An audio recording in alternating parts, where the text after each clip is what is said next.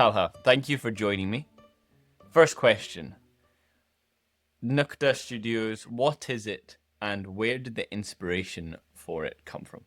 Growing up and going to university and college, being also South Asian as well, I didn't see any other South Asian creatives and I didn't see any other platform that would represent us. Hence, I took the leap myself to start something which would represent like the South Asian creatives and South Asian art and heritage. Something we can kind of like we can all collaborate on or have a platform to represent us or the projects we're interested in, just to even talk about it. I think that was the inspiration behind Nuqta Studio. And it's also my office space as well, where I do a lot of freelance work as well. But I'm quite passionate about like South Asian stories and exploring the art and heritage. And it's a perfect space right now to just get the stories out there. And did that passion, was that sparked by something? Because we've known each other for a very long time now. You've been a creative for so long, but Yeah. this very much feels like a new endeavor for you. I mean, I've been a creator for almost 6 years now, creating content mostly for other businesses and brands. Fair enough, I get paid for it. I'm lucky enough to earn my living from it. But again, I'm not passionate about it. What I'm passionate about is the stories I grew up with and also preserving the culture and like the community I see. A lot of South Asian people don't tend to come into creative field. I'm hoping to inspire the younger generation by showcasing all these stories and also like time to time where I worked on some very interesting pieces, some great people, but also don't feel that connection with the story. You know, if it's, for example, alcohol related or something extremely Western, I didn't relate to on a personal level. Fair enough, I would do my effort because I'm getting paid to do the job. And I wanted to explore the stories that matter to me the most. And something I grew up with, something I see, something I relate to, and other South Asian people could relate to as well. Mm-hmm. Yeah, definitely.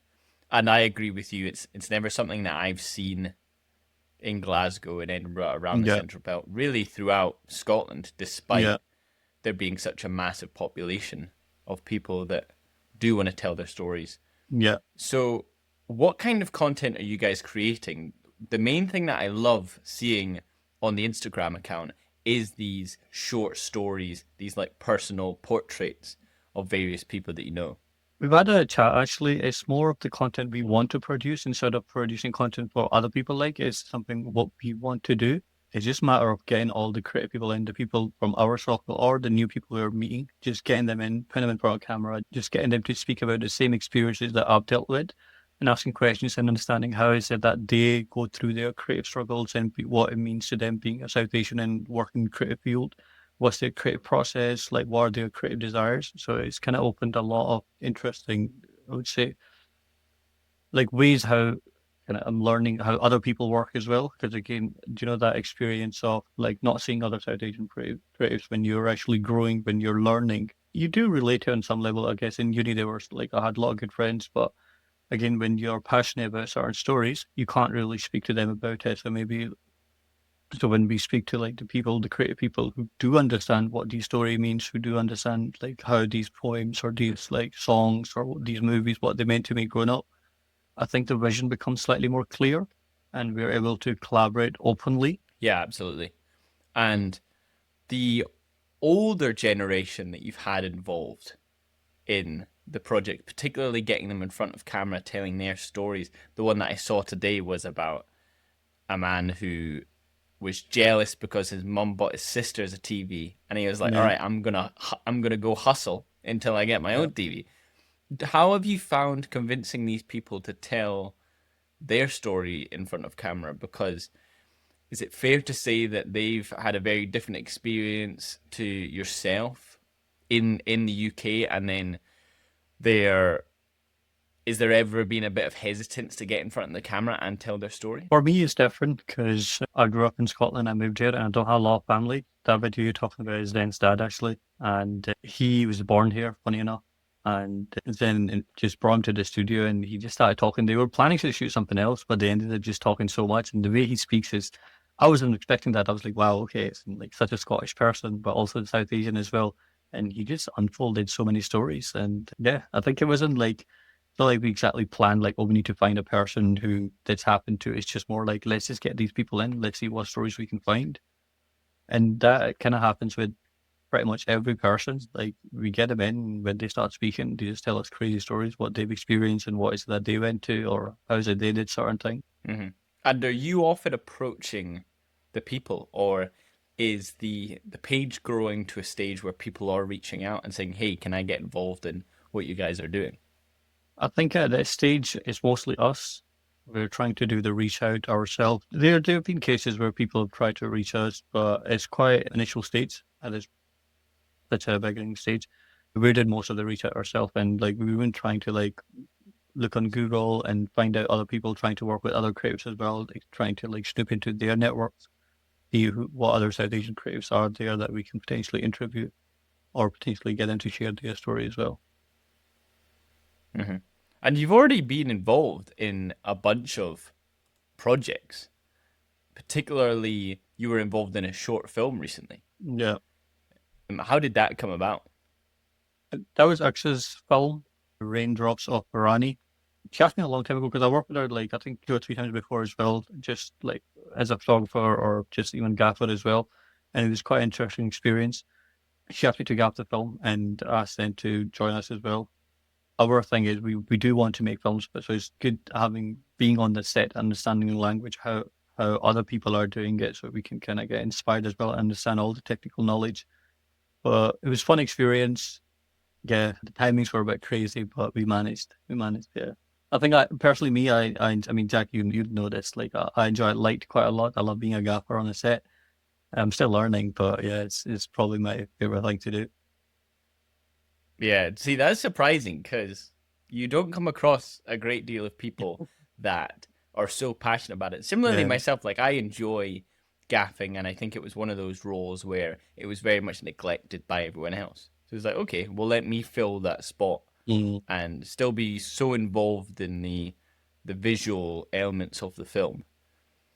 So, how much do you feel like your upbringing and the films that you had watched as a kid and growing up, the stories that you're telling, how is that affecting the visual style? Because the content you guys are making, the actual the angles and what's actually being in front of the camera is just so different aesthetically to your typical coverage on a short film, for example. The main focus, I would say, is always the story. When people look at it, if they find it unique, it's because these stories haven't been told. There's never been a platform in Scotland that presents South Asian stories before. The aesthetic, of course, comes with it. Our main focus is not on aesthetic, it's the story we're more passionate about. Again, people find it unique because it's being done first time, I guess. Hmm. And as you mentioned, is that long term goal creating short films, getting funding, creating these sort of larger scale productions where you can get a full team behind you? Not to that extent. We definitely want to explore stories. I don't want to go into like pure feature films only. Like I want to keep the projects open. It could be a collaboration, it could be a documentary. And also by doing it, I want to inspire the younger generation as well, get them kind of close to their heritage and art and understand. A lot of people, especially people born in Scotland, like Pakistani people or South Asian people born in Scotland, they tend to stay away from their culture where I grew up in that culture. And we all of us we listen to similar music, but a lot of times that they don't know what is being said. And although they'll sing it back, like they'll enjoy it, but like I think having an understanding of where the song comes from is quite important. And we should definitely be teaching that to our future generation as well. And also like by creating a good platform which represents South Asian people, we're hoping that younger generation would see like, oh, there is a brown person who's a photographer, there is a brown person who's like a jewelry maker or something, so they can see themselves doing these things as well. Hmm. The education aspect is so interesting, and I think there's so much various things that you can go into that. And what I really like what you're doing already is you're playing a song and it's just yourself sitting in front of the camera and you're explaining what's being said in Yeah, the lyrics. I find that stuff super interesting. I understand I'm really not the target audience at all, but yeah, it's kind of a nice collateral of okay, I'm interested in the culture and it's great that I can also get an yeah. education. A lot of music where I get my inspiration is Qawwali music. It's something like my uncle used to play when I was a kid, and I hated it because it was just the type of music it was. I didn't like it, but now I find myself listening to it so much. But again, it's the same story being told again and again. Different singers just sing it differently, and I just enjoy it so much because within one line or within a couple of words, there would be a massive story hidden. You need to understand the whole context for you to understand that line, and you can just keep picking it, keep picking it. And that's interesting that you said that when you were younger, you hated the music. But with age, that's changed. So, does that also apply to your general feeling, your passion around the culture? Were you always this passionate, or with age, have you become more comfortable with yourself, prouder of your heritage, and then that's coming through in your creativity?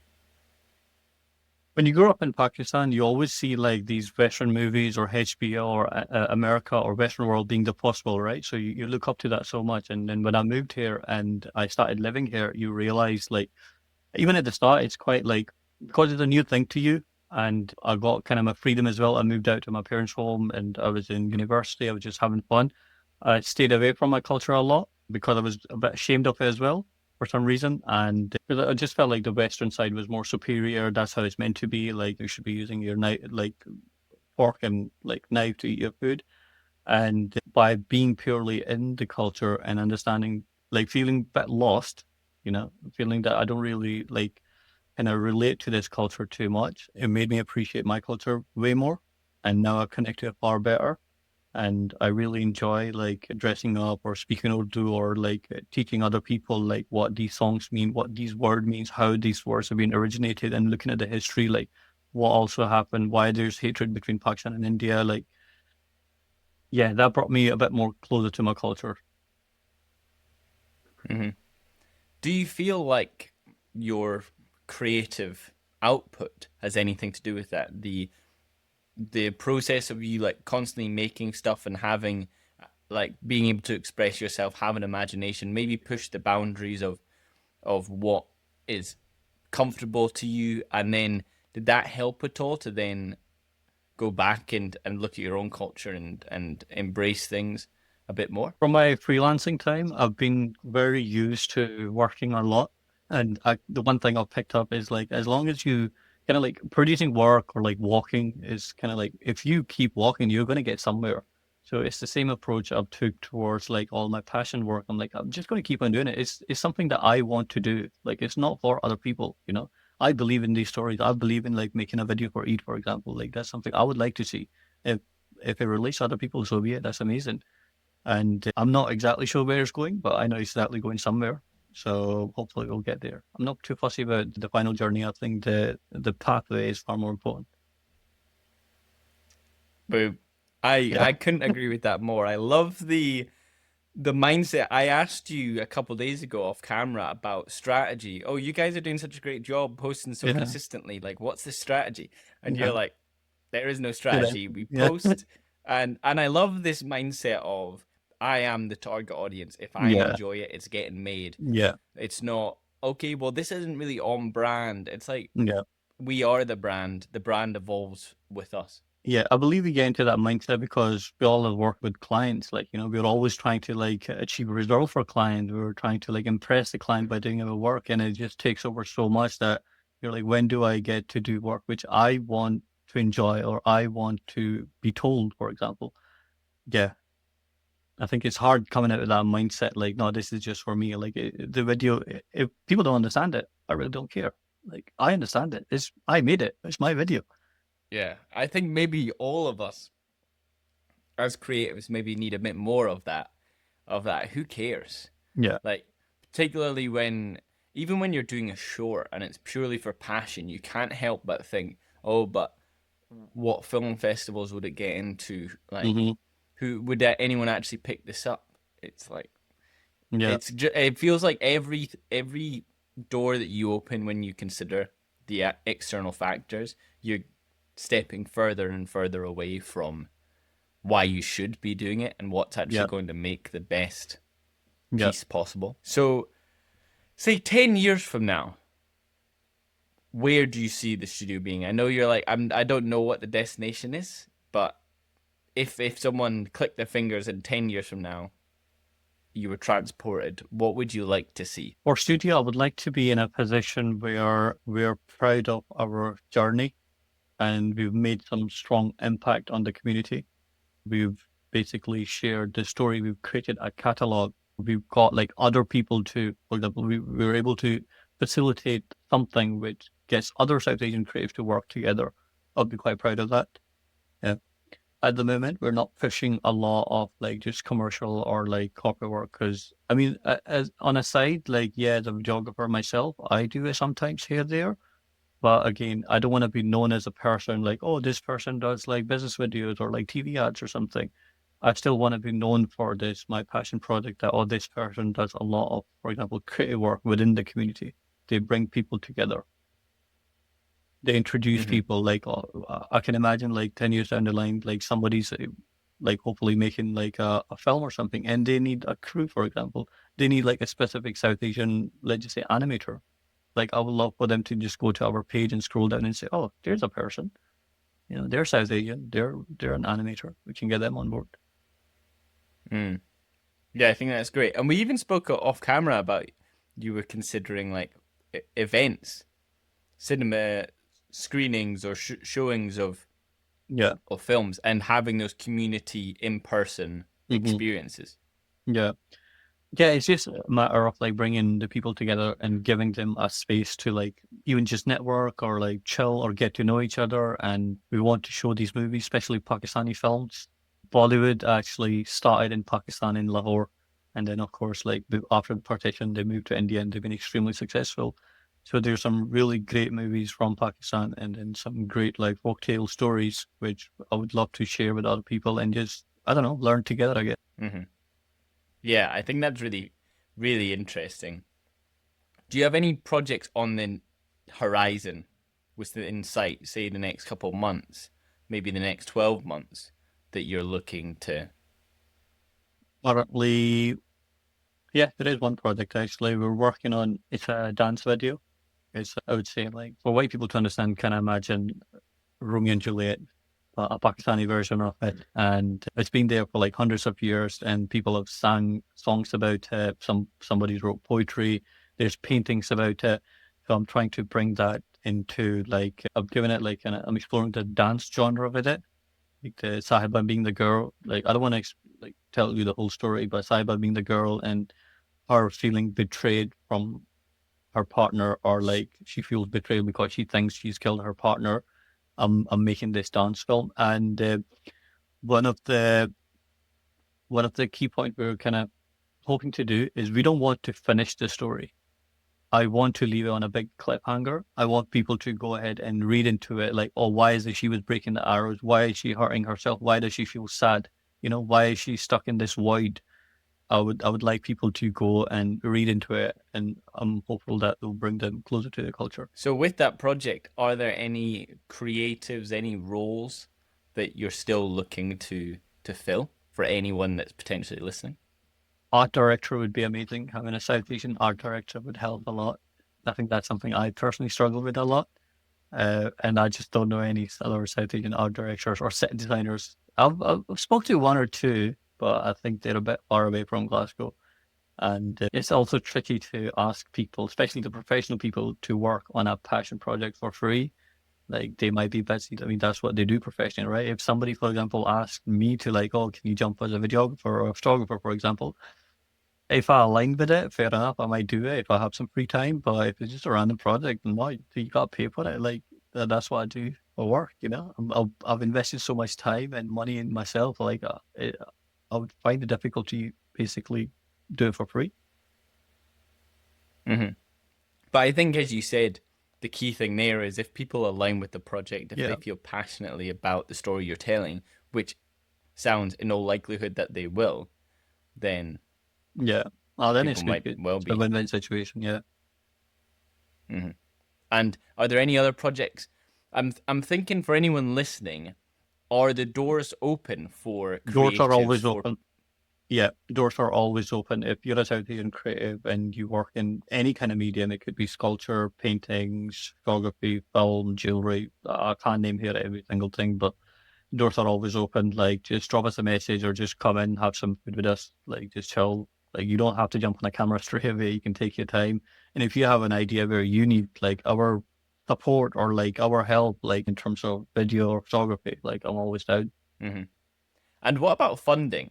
Because there seems to be such a opportunity there. What you guys are doing is so impactful, and I think it's already really clear, given that it's not literally just being yourself and Zen on camera. Zen's there in the background. Yeah. It's not just been you guys. The fact that you've already been able to get such a external input in what's going on, I think it goes to show that it is really worth, say, someone like Creative Scotland getting behind this and supporting Yeah. you guys. This chat me and Zen had actually a couple of months ago before we started. In an ideal situation, yeah, I would love to get funding and then start a project, but then also I don't want to give myself an excuse that, oh, because I don't have funding, I can't do this. I think let's just keep working, and hopefully, inshallah, we'll get to a stage where funding will be chasing us, you know? And they'll be like, oh, yeah, you hit all our kind of targets, like, we'd love to fund you. But yeah, I just don't want to feel limited. I think over like the last 5, 6 years, I've been working extremely hard, and I've gotten to a position where like I can afford to do this myself. Money's not the main like kind of drive force here. Like I'm generally passionate about these stories. I'm generally like, and sometimes yeah, I do have to take a break from it as well. Like it gets a lot like doing your job and like client work and also passion work. But again, there's no deadline on it. There's no manager telling us, oh, you need to do this. You have to do this. We're not trying to like land certain like numbers every month. It's just passion. Like yeah, if we do a lot one month and next month we take a bit of a break, that's fine. Do you feel like you regret not doing this sooner? Yes, certainly. I think because COVID. I think during COVID I was just in a different mindset and I was a bit far away from my culture as well. And after COVID, I kind of due to some personal reasons and just I think during COVID the whole world was just in a different mindset. Coming out of COVID, I kind of realized it's exactly what I want to do. And then, of course, like I think moving from Edinburgh to here, like and setting up the studio, it just takes time.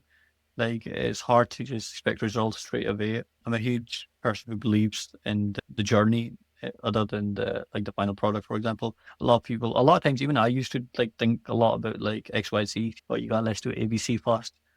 Let's start the thing. Hmm. And for any young creatives that are in a similar position to you, are feeling like potentially not comfortable and feel a bit lost, you've been doing this for so long now, and even during the time that I've known you, as you said, your perspective, I feel like you really have had a real sort of a clarity of what you really want your Yeah. creativity and ultimately your life to be about. So if Yeah. anyone's in that stage that you experience of that loss, what would your advice be to them? Just reach out if you're a South Asian person and you're thinking about joining the creative field or you are just starting your career and you feel a bit lost or you just want other people around you who would understand your concepts or like even if you just want to chat ideas or like have people around you, just reach out. That's something we didn't have when we were growing up. Like it was hard for me to even see, let alone like being mentored by, like see a South Asian person in college or in university or working professionally as well as a freelancer. But now, like that's what I'm trying to challenge. Like I'm trying to change that. I'm like, hopefully, as people see, oh, there are like a list of people. Like there's this Nuqta Studio that I can reach them for advice, or like if I have a certain idea, maybe they can use our studio to like execute their idea. Just reach out. Yeah, Yeah, that's one of amazing. my creative desire. Actually, I always say that to people. My creative desire is to work with South Asian people more and find these stories and explore and learn myself too. Hmm. Yeah, as you said, it's a never-ending journey, really. Because you say, okay, where's the destination? It's like, who's to say when it ends? Yeah, Like I always remind myself, it's like, okay, have I failed? Am I a failure? It's like, oh well, you only fail when you stop. stop trying. You Yeah, know, you've only passed or failed when you stop trying. So yeah. if you never give up, then Yeah. that was a really like fucking that was a really like motivational speaker way to end the Wow, episode. no. Is there Yeah. anything else you want to say? Is there anything else you want to promote? A final Yeah. point?